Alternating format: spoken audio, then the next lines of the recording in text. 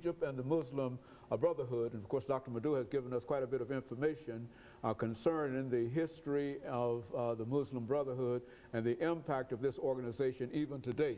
Go on, Dr. LMadu. Let's see if we can pick up at that point. Yeah, and the major fear of a lot of the Arab countries, in the Middle East, is that the infection of Brotherhood rule in Egypt is going to affect them. For example, in Sudan, they go by a different name, the National Islamic Front, led by Ali Hassan Turabi. That was the man who instigated President Bashir to introduce Islamic, rule in Sudan that started all these problems. This is part of it. Then in Tunisia, they're called the Renaissance Party under Mr. Ghanouchi. The Hamas in Gaza, they're part of the Muslim Brotherhood. In Iraq, they're called the Islamic Iraqi Party. So in different countries, they go by different names, but they're all tentacles of the Brotherhood. So what is going on in Egypt now is very significant insofar as the Sunni Muslim countries are concerned. Now, understand, I say Sunni. It has a very big relevance here. The Muslim Brotherhood is a Sunni revivalist organization. Now, it doesn't have much influence in Shiite-dominated countries.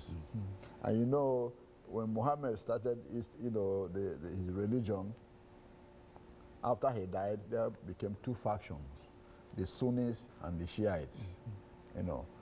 Now, the Brotherhood is a Sunni organization.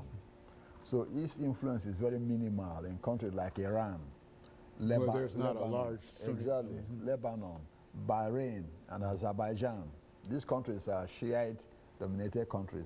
So the Brotherhood doesn't have much influence there.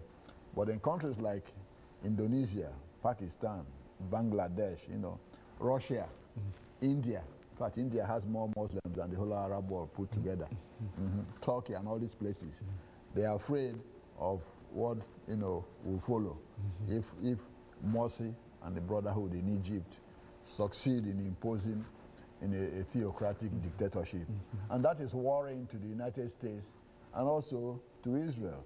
Even though Morsi had made a commitment to respect the Camp David Accords and other international agreements, still the U.S. is wary of what will happen. The very influence and the very number in terms of the members of the Brotherhood would tend to indicate, in terms of these two religious factions, do you think that the Brotherhood has more members than any other faction? Because I think you've given us more names in terms of countries that are involved in that. Yeah, the Brotherhood definitely, have more members than any other Islamic organization that we know of. Because they are all in these countries. I mean, in Egypt itself is the best organized political party. Say so in Egypt, even though it calls itself a religious organization. But remember that also the political front is the Peace and Justice party, under which Freedom and Justice Party, under which Morsi came to power. So now they have their own political wing as well as the religious wing. But both of them are the same. One feeds off the other. So it's very significant because Egypt is really the center of the Arab world. That's what I was thinking. Egypt is a major player in reference to the Arab world. And how Egypt goes. Exactly. Most of the Arab countries is the center of the Arab world. Most of what happens in the Arab world revolves around Egypt. So whatever happens in Egypt is going to affect the other ones. It's going to affect Jordan. It's going to affect the Palestinian territories. It's going to affect Kuwait. It's going to affect Syria. So that's very important. And Syria now is going through, a big crisis. And it's very significant because even the Egyptian government is supporting the opposition in Syria because of this Sunni Shiite thing we're talking about. Remember I said the Brotherhood is a Sunni organization. Yeah. And those rebels in Syria are Sunnis, 80% of them. And the government of Syria is run by a Shiite government. They are called the Alawites. With a small Exactly. minority. Yeah, 10% of the population. The Alawites. And the Alawites and the Shiites are the same. And that's why Iran is supporting Syria, because those Alawites and the Shiites in Iran have blood relations, you see. But Egypt and Saudi Arabia, because of being Sunni, are supporters of the rebels who are 90% Sunni in Syria. So that is significant, because if the Sunnis win in Syria, you know, it strengthens a lot of the Brotherhood power, because most of those fighting in Syria now are members of the Brotherhood. Majority, those of them who rebelled in '82 against Assad. And so it's now the Brotherhood in a real sense against Syria, would you say that? Indirectly, because a lot of their members, you know, are in Syria. Now, does Egypt have enough influence to do anything in reference to what is going on in Syria, the Brotherhood? Yeah, of course, yeah. Egypt can supply them arms, those rebels. Yeah, definitely. Israel can supply them arms and tip the balance, you know. And most Arab countries will follow if Egypt starts supporting openly that rebellion. And you're saying that Egypt will not come out openly and support the rebels against the Syrian government, when in fact the Syrian government appears to be one of the most despotic and one of the most corrupt governments there, but they've got a small minority of the population, and they're able to. Well, what can be done in reference to all of these power struggles, Dr. Madu, in terms of Egypt itself?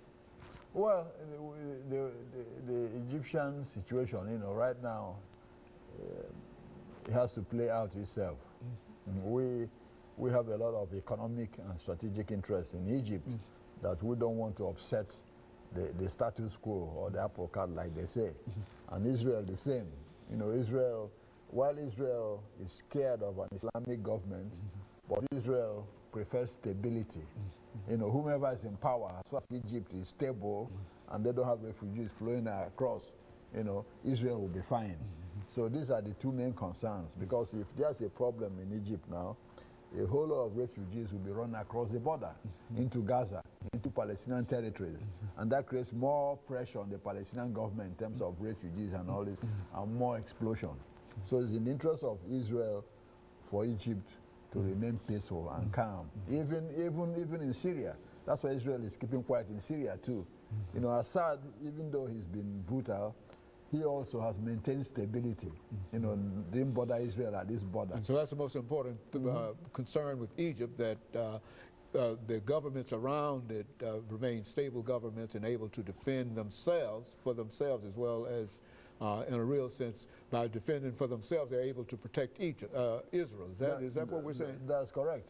If there's stability, you know, in those places, then Israel won't have to worry about cross-border attacks, you know. Yeah, so that's very important. That's why Israel is keeping a neutral stance in what's happening in Syria, because whomever wins in Syria really wouldn't be the best friend of Israel. But Israel would rather have somebody keep an eye on the country, that refugees are not running across. Because now there are over 100,000 refugees already run over to Lebanon. When it was the other way around before, you remember the Lebanese civil war, they were running to Syria. Now you have over 100,000 Syrian refugees in Lebanon. Now what happens? Some of those refugees will start drifting close to the Israeli border. And then most of them, when they get there, they get hungry and mad and all this. Then they start carrying guns and Molotov cocktails to throw over into Egypt. And so, that, I mean, Israel. And that's not in the interests of the Israelis. Exactly. So they would rather have a stable government. So right now they are working with Morsi, since he has committed to keep that peace treaty. And when Hamas and Israel were in conflict a few months ago, you know, Morsi used his power as president of Egypt to influence the outcome, to tell Hamas to calm it down, so they can. So it's in the best interest of the United States as well as Israel that Egypt is successful in terms of, in spite of the fact that Egypt can also reach out to other countries in reference to its brotherhood connection. Is that right? Absolutely. And even at that, we're going to have to end this. And of course, we'll be back with our audience next week for another informative edition of Comments. Thank you and good morning.